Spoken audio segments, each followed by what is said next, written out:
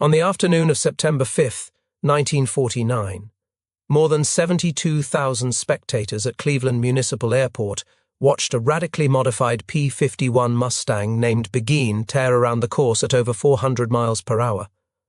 The pilot, Bill Odom, was leading the Thompson Trophy race. He had never flown a pylon race before that weekend. Odom was a famous aviator. He held records for long-distance flights, including a round-the-world journey completed in just 73 hours and 5 minutes. Jackie Cochran, a legendary aviatrix who held more speed and altitude records than any woman alive, had bought Begin specifically for him to race. The aircraft was beautiful. Its radiator had been moved from the belly to the wing tips. The lower fuselage had been faired over smooth. It looked less like a warplane and more like a racing machine built for pure speed. On the second lap, something went wrong. Odom cut inside pylon number 3 and tried to correct toward pylon 4. The Mustang rolled inverted. It flew upside down for a terrible moment. Then it plunged into a house on West Street in nearby Berea, Ohio. Odom died instantly. So did Jean Laird and her 13-month-old son, Craig. The family had moved into that house just 4 days earlier. The house burned. 72,000 people watched in horror. Cook Cleland, flying a Goodyear F2G Super Corsair, won the race after Odom's crash. When reporters asked him about the tragedy, Cleland was blunt. He said Odom should never have been in the Thompson Trophy race at all. He was a Bendix pilot, a cross-country pilot. Pylon racing took a different temperament. Odom was a good pilot, but he was in the wrong race. That crash would end the golden age of Cleveland air racing and force the Mustang into the shadows for more than a decade. But it would not kill the airplane. The P-51 Mustang, the fighter that had swept the Luftwaffe from the skies over Europe, was about to begin a second life that nobody could have predicted. It would fight in Korea.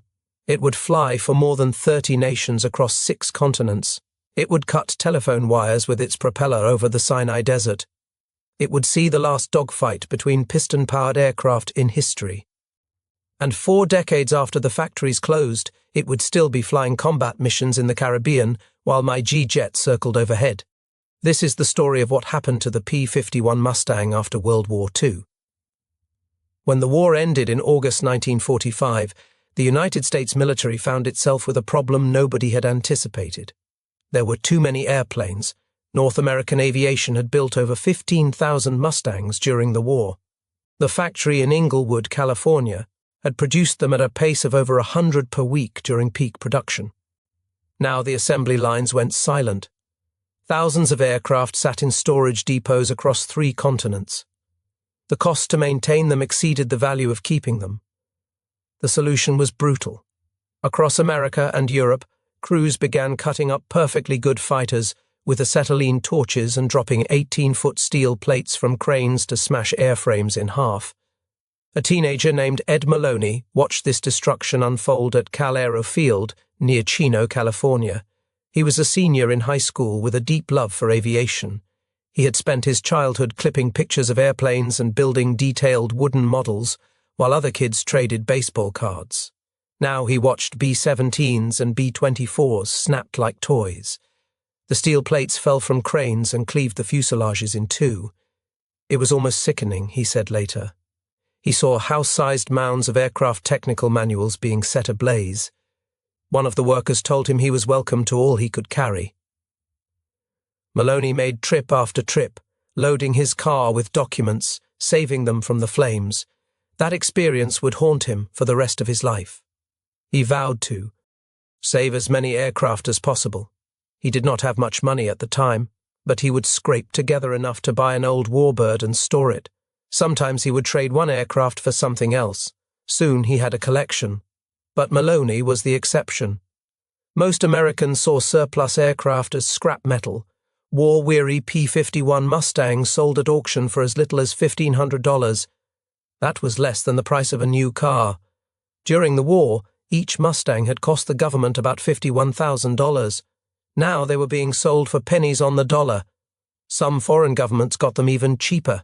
Under the Inter-American Treaty of Reciprocal Assistance, signed in Rio de Janeiro in September 1947, many hundreds of Mustangs were transferred for the nominal price of $1 each. The Swiss Air Force bought 130 Mustangs from surplus stocks in southern Germany for about $4,000 apiece in December 1947. Switzerland would fly those Mustangs until 1958, replacing their pre-war Messerschmitts with American fighters at bargain prices. The military saw no future for the propeller fighter. Jet aircraft were the future. The Lockheed P-80 Shooting Star had flown in 1944 and could outrun any piston-engine plane in level flight. The new air forces forming around the world wanted jets. The Mustang seemed destined for the scrapyard. Then came Korea. North Korea invaded South Korea on June 25, 1950. Within days, the Korean People's Army had pushed south across the 38th parallel with Soviet-built tanks and overwhelming numbers. The South Korean military collapsed. American forces stationed in Japan scrambled to respond. Commanders discovered a serious problem almost immediately. Their jets were fast, but they could not stay over the battlefield long enough to support ground troops. The F-80 Shooting Star burned fuel so quickly that pilots barely had time to identify targets before turning back to base. The round trip from Japan to Korea consumed most of their fuel. They arrived over the battlefield with only minutes of loiter time. Worse, the early jets required long, paved runways. Most Korean airfields were short, rough, and cratered by artillery. Jet engines ingested debris and flamed out.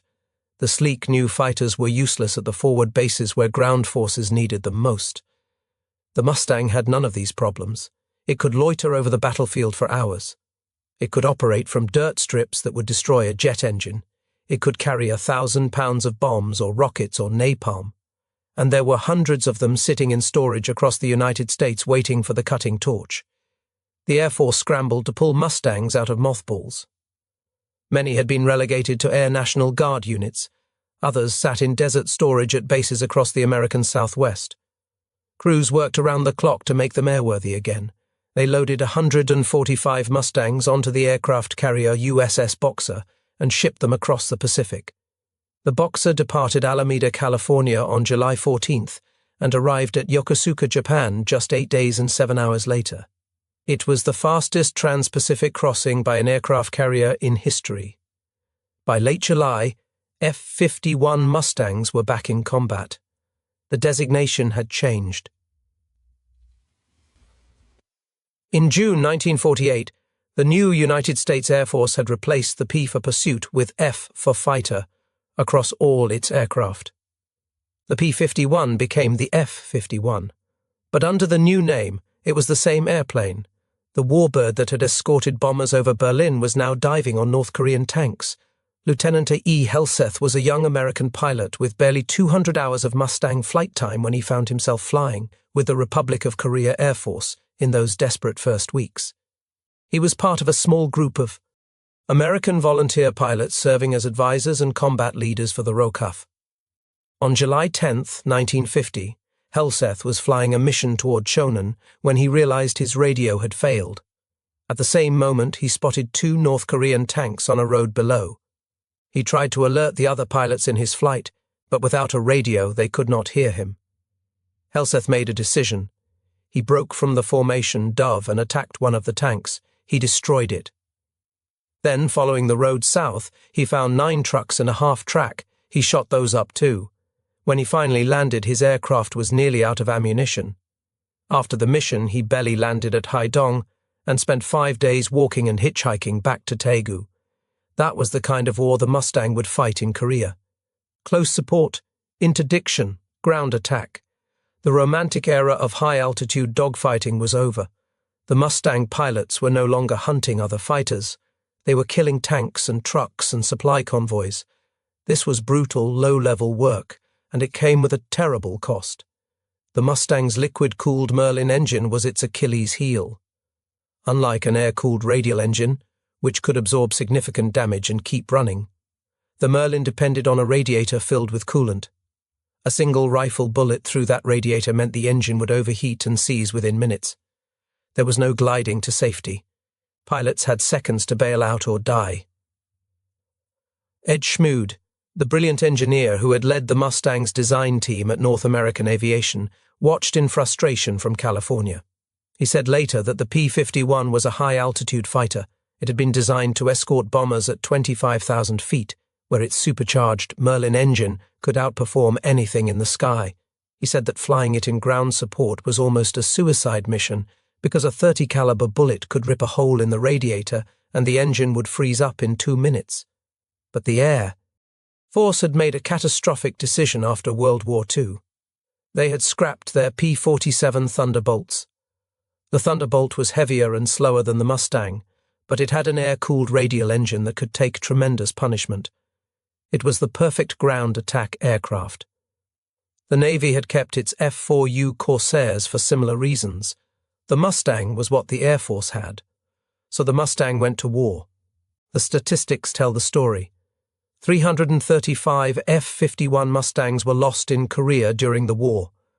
264 pilots were killed or went missing. Of those losses, 172 fell to enemy ground fire. Just 10 were shot down by enemy jet fighters. The rest died in accidents or went missing without explanation. The vulnerability was worst in winter. Korean winters brought brutal cold and frequent icing conditions. The Mustangs were not equipped with de-icing systems. Wing ice accumulated rapidly at low altitudes, and an overloaded aircraft that entered a stall or spin almost never recovered. It was a virtual death sentence. On the ground, conditions were equally miserable. Shelter at forward bases was primitive. Pilots and mechanics lived in tents and unheated buildings. The brutal cold drove some airmen to rig improvised heating systems using oil and 100-octane aviation fuel. The results were predictable. Fires and explosions killed men who had survived combat. Yet the Mustang performed its mission. It could reach targets the jets could not. It could stay on station when the jets had to leave. It could operate from forward bases that the jets would never touch. North Korean troops learned to fear the sound of that Merlin engine. They feared napalm most of all. Pilots from the 51st Fighter Interceptor Squadron developed a hybrid napalm mixture with thermite that burned hot enough to melt the rubber right off tank road wheels. The punishing attacks forced North Korean forces to restrict troop movements to nighttime and to camouflage everything. Soldiers hid their vehicles under any available cover, sometimes driving tanks into houses or haystacks to escape the Mustangs circling overhead. The Royal Australian Air Force's No. 77 Squadron flew Mustangs in Korea from July 1950 through April 1951, when they converted to Gloster Meteor jets. They suffered significant casualties during that period, before assisting other United Nations forces in hammering North Korean forces around Busan. The Australian Mustangs escorted American B-29 bombers on raids against enemy airfields. The South African Air Force's No. 2 Squadron flew Mustangs from November 1950 until they converted to F-86 Sabres. Their losses were heavy: 12 pilots killed in action, 30 missing. The South Africans flew as part of the United States 18th Fighter Bomber Wing and earned a reputation for professionalism under fire. The South Koreans flew Mustangs throughout the war. For them, it was not a matter of choice. They could not afford jets. The Mustang was their backbone fighter, flown by pilots who were fighting for the survival of their country. Some Korean pilots were veterans of the Imperial Japanese Army and Navy Air Services during World War II. They knew how to fly. They knew how to fight. They knew they might not come home. By 1953, the Mustang was finally being replaced by jet fighter bombers. The F-84 Thunderjet and the F-86 Sabre took over ground attack duties. The last American F-51s passed to the South Korean Air Force in January of that year. The age of the propeller fighter in American service was ending. The last American Air Force Mustang, an F-51D assigned to the West Virginia Air National Guard's 167th Fighter Bomber Squadron, was finally withdrawn from service on January 27, 1957. It was retired to what was then called the Air Force Central Museum. But for a brief moment on May 6, 1957, it was reactivated to fly at the 50th anniversary of the Air Force aerial firepower demonstration at Eglin Air Force Base in Florida. One final flight for the old warrior. But in other parts of the world, the Mustang was just getting started. In the summer of 1948, a fledgling nation called Israel was fighting for its survival. The British Mandate of Palestine had ended in May. The State of Israel had declared independence. Within hours, armies from Egypt, Jordan, Syria, Lebanon, and Iraq invaded. The new country had almost no air force. Its enemies flew Spitfires and Hurricanes, aircraft supplied by Britain. Israel had a hodgepodge collection of light civilian aircraft converted for military use and a handful of Czechoslovak-built Messerschmitts that were barely airworthy. Israeli agents in the United States went looking for fighters. They found 4 P-51 Mustangs for sale. The problem was that America had imposed an arms embargo on the Middle East. President Harry Truman supported humanitarian aid to Israel but had blocked weapons sales. Exporting military aircraft was illegal. Al Schwimmer, a New York-born flight engineer who would later found Israel Aerospace Industries, coordinated the purchase. The Israelis did something creative. They created the Mustangs and labeled them as combines manufactured by International. Nobody asked what kind of farm equipment weighed 3 tons and came in airplane-shaped crates. The first 2 Mustangs arrived in September 1948. Mechanics worked around the clock to assemble them at a makeshift airstrip hidden among orange orchards near Herzliya. Within days, the Mustangs were flying combat missions. They immediately became the best fighters in the Israeli inventory, faster and longer ranged than anything the Arab armies could put in the sky.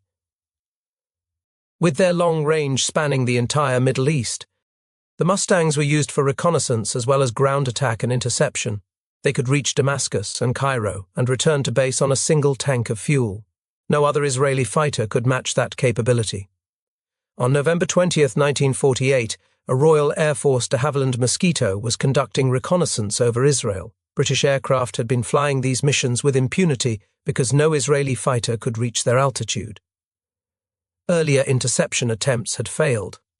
That day, American volunteer pilot Wayne Peake scrambled in a Mustang from Castina Air Base. He climbed to altitude and intercepted the Mosquito. He shot it down. It was a message. The skies over Israel now belonged to Israel. On January 5, 1949, 2 days before the final ceasefire of the War of Independence, 2 Mustangs were escorting T-6 Harvard trainers pressed into service as ground attack aircraft. They encountered Egyptian fighters over the battlefield. In the dogfight that followed, the Mustangs shot down 3 of them. It was the Mustangs' last air combat action of that war. Although the War of Independence ended in early 1949, the Mustangs continued to fly. Israeli pilots conducted reconnaissance missions over neighboring Arab states for years afterward. In April 1951, 4 Mustangs and 4 Spitfires attacked Syrian positions at El Hama after Syrian forces ambushed and killed 7 Israeli soldiers.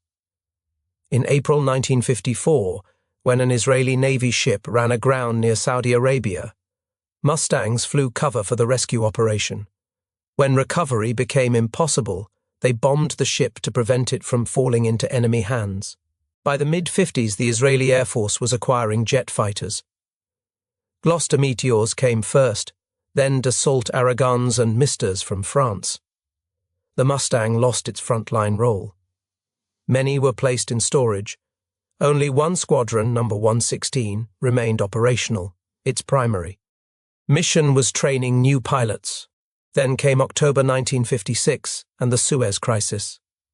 Israel, France, and Britain had secretly agreed to attack Egypt after President Gamal Abdel Nasser nationalized the Suez Canal. The plan called for Israel to strike first, providing Britain and France with a pretext to intervene. The Israelis pulled their Mustangs out of storage.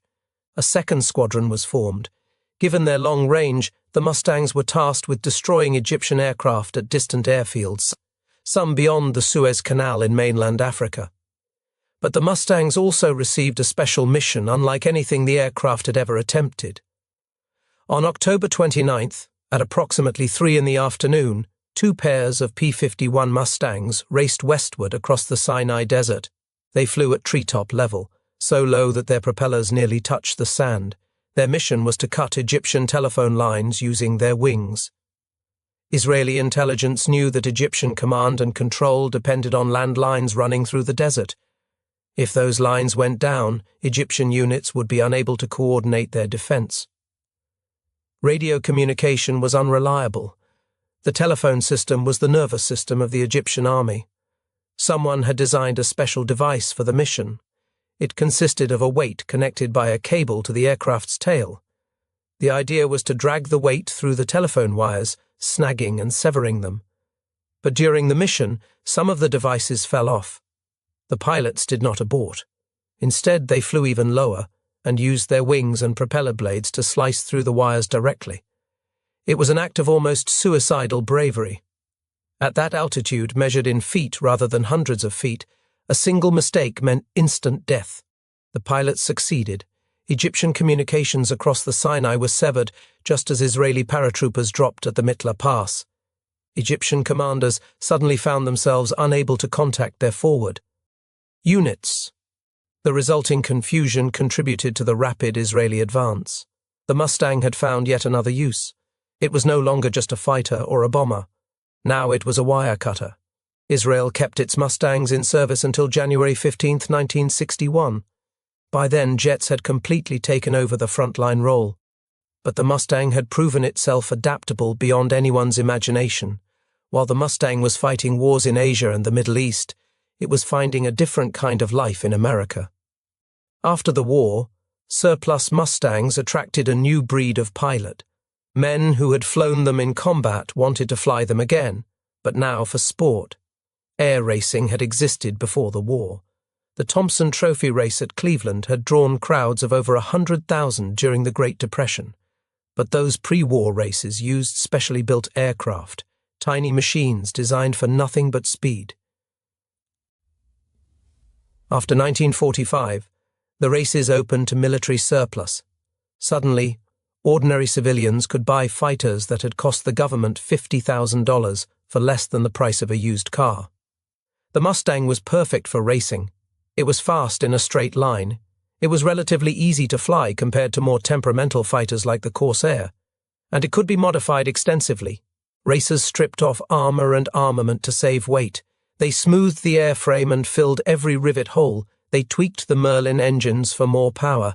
Some moved the radiator from the belly to the wing tips to reduce drag. Paul Mantz won the Bendix Trophy cross-country race in 1946 flying a Mustang at 435 miles per hour. Jackie Cochran finished second in another Mustang at 420 miles per hour. In 1948, Mantz won again, and Cochran finished third. The first three finishers that year were separated by less than 3 miles per hour. It was the closest transcontinental race ever. The Thompson Trophy pylon races at Cleveland showcased modified Mustangs flying at speeds their designers had never imagined. Modified Corsairs and Mustangs circled the course at over 400 miles per hour, pulling tremendous G-forces in the turns. But air racing was dangerous. In 1947, Tony Genazzo died when carbon monoxide leaked into the cockpit of his modified Corsair during the Thompson Trophy race. His aircraft crashed while the race continued around him. Cook Cleland won that year at a record 396 miles per hour. Then came September 5, 1949, and Bill Odom's fatal crash. The deaths of Odom and the Laird family ended the Cleveland races. Organizers could not risk another disaster in a residential neighborhood. The Civil Aeronautics Administration threatened to ban future races. Sponsors pulled out. From 1950 onward, surplus military aircraft were banned from competition. The Mustang racers were grounded. The airplanes that had dominated the post-war racing scene sat in hangars and on tie-down lines, waiting for something that might never come. They would not fly competitively again for 15 years. In 1964, a boat racing champion named Bill Stead decided to revive air racing in the Nevada desert near Reno. Stead was a showman and a businessman. He secured a contract with ABC Television's Wide World of Sports. He convinced casino owners in nearby Reno that air races would attract tourists. He found a small airport called Sky Ranch on a plateau about 5,000 feet above sea level, surrounded by mountains and far from any residential neighborhoods. The Mustangs came out of storage. Pilots who had kept their warbirds alive through the lean years suddenly had a reason to fly them again. A new generation of young pilots, too young to have fought in the war, discovered the thrill of racing aircraft their fathers had flown into combat. Modified Mustangs with names like Strega, Voodoo, and Dago Red became legends. Of Reno, they regularly exceeded 450 miles per hour, faster than the aircraft had ever flown during the war. The Reno races became the premier air racing event in the world, attracting hundreds of thousands of spectators every September. The racing circuit continues to this day. Mustangs remain among the most competitive aircraft in the unlimited class. The competition has pushed modification beyond anything the original designers imagined. Racing Mustangs run engines producing over 3,000 horsepower, nearly double the wartime rating. Some have clipped wings for better roll rate. Others have stretched fuselages and modified cooling systems.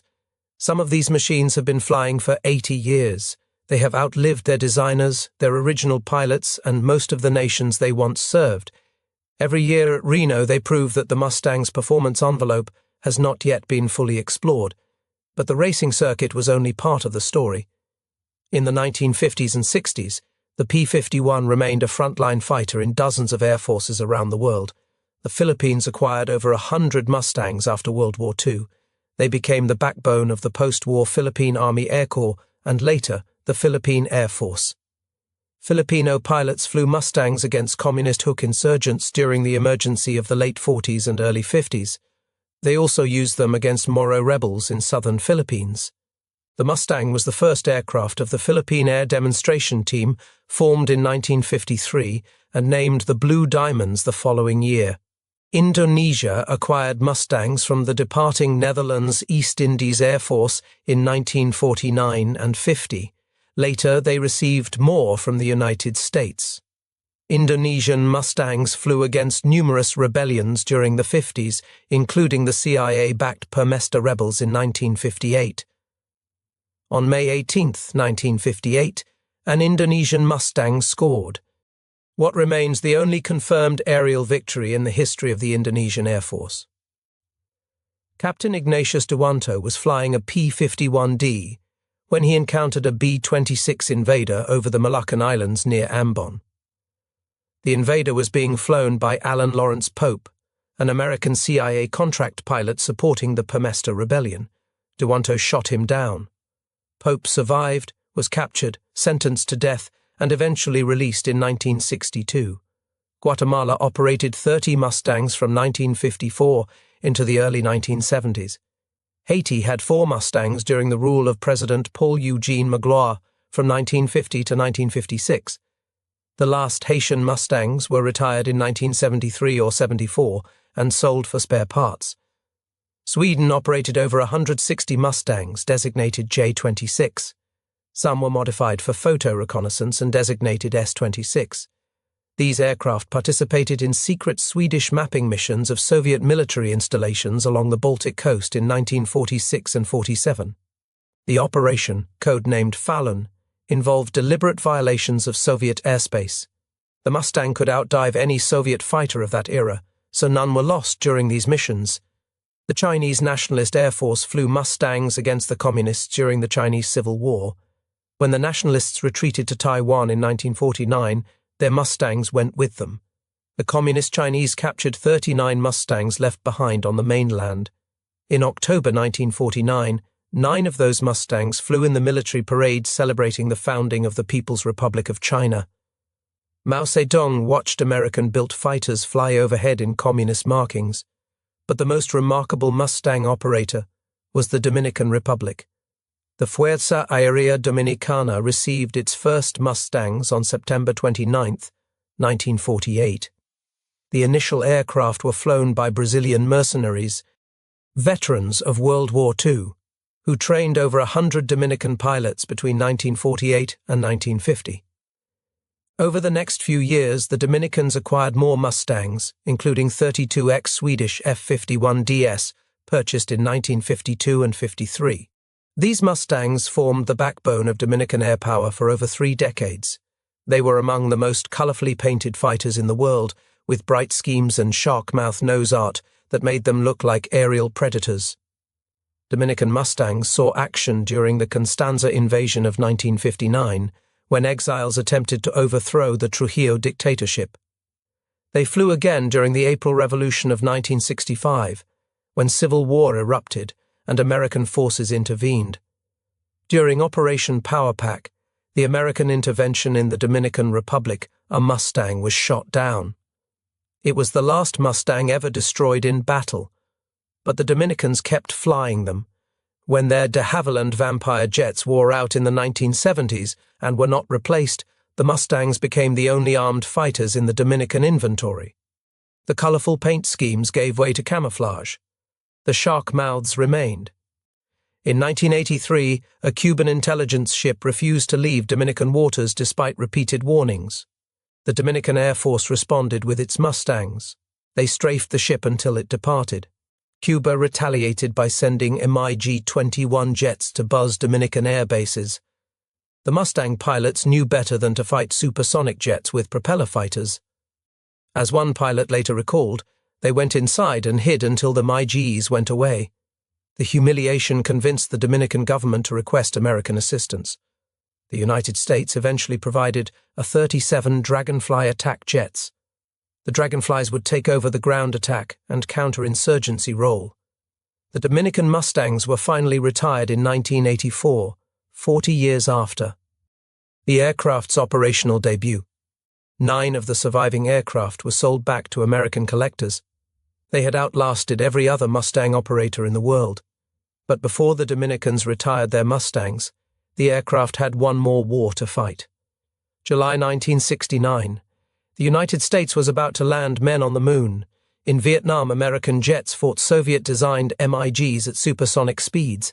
Phantoms and MiG-21s dueled over the jungle with radar-guided missiles. The propeller fighter seemed like ancient history. But in Central America, a different kind of war was brewing. El Salvador and Honduras had been in conflict for years over land rights and immigration. El Salvador was small and densely populated. Honduras was larger but sparsely settled. Hundreds of thousands of Salvadorans had migrated to Honduras, seeking work on banana plantations and farmland. Honduran land reforms in the 1960s displaced many of these immigrants and sent them back to El Salvador, creating tensions that simmered for years. The fuse was lit during the 1970 World Cup qualifying series. El Salvador and Honduras were in the same group. The matches, played in June 1969, triggered riots in both countries. Fans fought in the stands. Violence spilled into the streets. After El Salvador won the deciding match, 3-2 on June 26, El Salvador severed diplomatic relations with Honduras. On July 14, 1969, El Salvador invaded Honduras. Both nations fielded air forces from another era. Honduras flew F-4U Corsairs, the bent-wing Navy fighters of World War II. They had about 17 Corsairs in their inventory, a mix of F-4U-4s and F-4U-5s. El Salvador had Corsairs of their own, Goodyear-built FG-1DS, plus a small force of Cavalier Mustang IIs. The Cavalier Mustangs were interesting aircraft. They were modernized P-51 DS, upgraded by the Cavalier Aircraft Corporation in Florida with improved engines, new avionics, and wingtip fuel tanks for extended range. El Salvador had purchased 5 of them, plus 1 dual-control trainer, just the year before. The war that followed was the last conflict in which piston-engine aircraft fought each other in aerial combat. The opening attack was almost comical. A Salvadoran C-47 transport, never designed as a bomber, flew over the Honduran air base at Toncontin on the evening of July 14th. Crewmen rolled 100-pound bombs out the cargo door by hand, trying to destroy Honduran aircraft parked in the open. They missed everything. But the fighting quickly became serious. Both air forces flew ground attack missions against each other's troops and infrastructure. Mustangs and Corsairs strafed and bombed with rockets, napalm, and machine gun fire. On July 17, 1969, Captain Fernando Soto of the Honduran Air Force took off on his 4th mission of the day. He was flying an F-4U-5 Corsair, armed with 20mm cannons. His mission was ground attack, supporting Honduran troops fighting off the Salvadoran invasion. As Soto and his 2 wingmen approached the combat zone, he ordered a weapons check. One of his wingmen, Captain Zepeda, reported that his cannons had jammed. Soto ordered Zepeda to return to base. Zepeda turned for home. But as he flew alone, 2 Salvadoran Cavalier Mustangs spotted him. They dove to attack. Zepeda found himself fighting for his life. The Mustangs were flown by Captains Douglas Varela and Leonel Lovo. They could not believe their luck. A single Honduran corsair, apparently defenseless, right in front of them. Varela lined up for a kill shot. Zepeda threw his aircraft into a desperate, evasive maneuver. Varela fired his .50 caliber machine guns. He missed. Zepeda kept evading, screaming for help on the radio. Soto heard him. He and his remaining wingman, Captain Acosta, jettisoned their bombs and dove to the rescue. Varela was concentrating on Zepeda, trying to line up another shot, when Soto came down behind him. Soto opened fire with his 20mm cannons. The shells tore into the Mustang. Varela's aircraft went down. The second Mustang pilot, Lovo, tried to escape. Soto chased him down and destroyed him too, 2 kills in minutes. But Soto was not finished. After the dogfight, Soto and Acosta continued toward their original target area. They spotted 2 Salvadoran FG-1D Corsairs returning from a mission. Soto engaged. He shot down both of them. Fernando Soto scored 3 confirmed aerial victories that day, 1 Mustang and 2 Corsairs. They were the last kills ever made in combat between propeller-driven fighters. His aircraft, F4U5 number 609, is preserved today at the Honduras Air Museum with 3 kill markings painted beneath the cockpit. The war ended the next day with a ceasefire brokered by the Organization of American States. Over 3,000 people died in those 100 hours. Tens of thousands more were displaced. But the conflict earned a place in aviation history. Corsairs against Mustangs, propeller against propeller. The aerial battles of World War II, replayed one last time over the jungles of Central America, 24 years after the Great War had ended. After 1969, the combat career of the P-51 Mustang was finally over, but the aircraft refused to die. Remember Ed Maloney, the teenager who had watched Mustangs being cut up at Calero Field in 1945? He never forgot his vow to save aircraft. While he worked odd jobs and scraped together money, he kept buying old warbirds one at a time. Sometimes he traded one aircraft for something rarer or more historically significant. On January 12, 1957, Maloney opened his collection to the public. It was the first aviation museum west of the Rockies. He displayed his aircraft wherever he could find space, moving several times over the...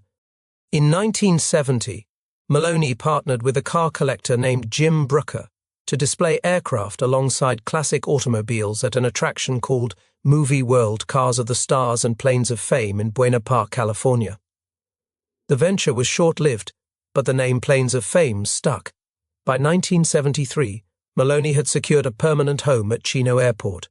It was the same location where he had watched the destruction almost 30 years earlier.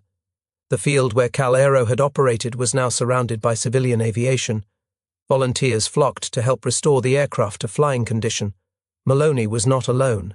Across America, former pilots and mechanics were rescuing Mustangs from junkyards, foreign air forces and storage fields. They tracked down aircraft in Guatemala and Nicaragua and the Dominican Republic. They rebuilt wrecks from crash sites around the world. They learned to maintain Merlin engines that Rolls-Royce had stopped producing decades earlier. The warbird movement grew into a global phenomenon. Restoration shops specializing in World War II aircraft opened across the United States and in Britain and Australia and New Zealand. Parts suppliers tracked down original components and manufactured new ones to original specifications. In the 1960s, a restored flyable Mustang might sell for $30,000. By the 1980s, that figure had climbed to over $100,000. Today, an airworthy P-51 commands prices between $2 and $4 million. Historic examples with documented combat records have sold for more than $5 million. There are now more than 160 airworthy Mustangs worldwide, with over 200 in the United States on the FAA registry. Most of them still fly. They appear at airshows from Oshkosh, Wisconsin to Wanaka, New Zealand. They race at Reno. They star in films. Tom Cruise owns one and flies it himself. His Mustang appeared in Top Gun Maverick in 2022. These aircraft carry the names of the men who flew them in combat. Names like Cripes a Mighty and Sierra Sioux II and Man O' War. The paint schemes reproduce the markings of fighter groups that existed 8 decades ago. The Checkertail clan of the Tuskegee Airmen, the red-nosed Mustangs of the 4th Fighter Group, the blue-striped aircraft of the 357th. Inside the cockpits, restorers have reinstalled armor plating and decommissioned machine guns. Some have functional World War II-era radios alongside modern avionics. The goal is authenticity, to preserve not just the machine but the history it represents. In 2014, a Mustang named Sierra Sioux II completed a 3-year restoration by Air Corps Aviation in Minnesota. The restoration team confirmed that nearly every component on the aircraft was original to its 1944 construction at the North American factory in Inglewood, California. Only the engine mounts, ailerons, and flaps had been replaced. It is considered the most original P-51D Mustang still flying. Sierra Sioux II had served in the European theater with the 402nd Fighter Squadron during the final months of the war. After 1945, it was sold to Sweden, then to Nicaragua, then passed through civilian hands in America. Its restoration recreated the aircraft exactly as it appeared in April 1945. The aircraft earned the Reserve Grand Champion World War II Award and a Golden Wrench Award at the 2015 EAA AirVenture at Oshkosh. In May 2013, a pilot named Doug Matthews set a world altitude record for piston-engine aircraft in a Mustang named the Rebel. He climbed to 42,568 feet over Lake Okeechobee in Florida. The aircraft was nearly 70 years old. It performed flawlessly. That record still stands today. Ed Maloney died on August 19, 2016. It was National Aviation Day, established in 1939 to honor the birthday of Orville Wright. Maloney had spent his entire adult life saving warbirds from destruction. His museum now holds more than 50 aircraft, many of them in flying condition. His sons and the children of his friends continue his work. His son-in-law, Steve Hinton, became one of the most celebrated warbird pilots in the world. Steve's son, Stephen Hinton Jr., is a 7-time Reno Air Races Unlimited Gold Champion. The legacy continues. The P-51 Mustang was designed in 102 days to meet an urgent British request in early 1940. The British Purchasing Commission had asked North American Aviation to build Curtiss P-40 fighters under license. North American's president, Dutch Kindleberger, offered to design something better instead. The prototype flew in October 1940. It was supposed to be a stopgap until better fighters could be developed. Instead, it became the defining American fighter of World War II. The early Allison engine versions performed poorly at high altitude, but when British engineers fitted a Rolls-Royce Merlin engine into a Mustang airframe, the aircraft was transformed. The Merlin-powered Mustang could fly higher, faster, and farther than any other American fighter. By late 1943, Mustangs were escorting bombers all the way to Berlin and back. They destroyed nearly 5,000 enemy aircraft in the air over Europe. They destroyed thousands more on the ground. They escorted B-29 bombers to Tokyo in the final months of the Pacific War. After the fighting stopped, the Mustang reinvented itself again and again. Ground attack aircraft in Korea, wire cutter in the Sinai, counterinsurgency fighter in the Philippines and Indonesia and Central America, pylon racer over the Nevada desert, flying museum piece for generations that never knew the war. Machines are not supposed to outlive their purpose by 8 decades, but the Mustang has. It flies. Today because people refuse to let it die. Preservationists like Ed Maloney who rescued airframes from the scrapyard. Pilots who flew their obsolete fighters into combat one last time. Restorers who spend years rebuilding wrecks into award-winning aircraft. Collectors who invest millions to keep Merlin engines turning. The factory in Inglewood closed long ago. The last new Mustang rolled off the line in 1945, but the sound of that engine, the howl of 12 cylinders at full power, still fills the sky over airshows from California to New Zealand. That is what happened to the P-51 Mustang after World War II. It became something more than an airplane. It became a symbol of an era that refuses to end.